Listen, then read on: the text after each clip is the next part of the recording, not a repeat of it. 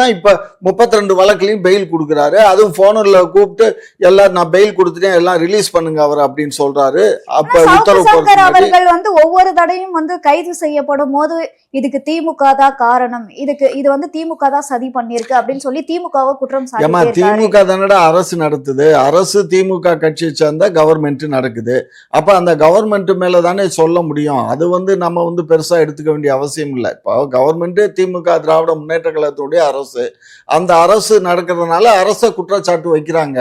அதுலயும் இப்ப எல்லாம் எல்லாம் இவனை பத்தி எல்லாம் தெரிஞ்சுக்கிட்டதுனால போன 2 தடவைக்கு முன்னாடி எல்லாம் பண்ணும் போதெல்லாம் எல்லா பத்திரிகையும் கூப்பாடு போட்டாங்க.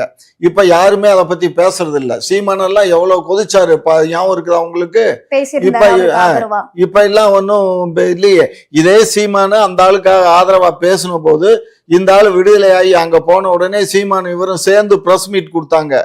பிரஸ் மீட் கொடுத்து 2 நாள்ல சீமானை தூக்கி தூர போட்டாரு. அந்த ஆளு சீமானை தூக்கி தூர போட்டாரு. அந்த ஆளுக்கு எனக்கு சம்பந்தம் இல்ல, ஜெயில இருந்து வந்தேன் வான்னு சொல்லி ரிசீவ் பண்ணாரு, வரவு பண்ணாரு, போனேன். அப்ப பிரஸ் கூப்பிட்டு என்ன அவர் சொல்லிவிட்டாரு அப்படி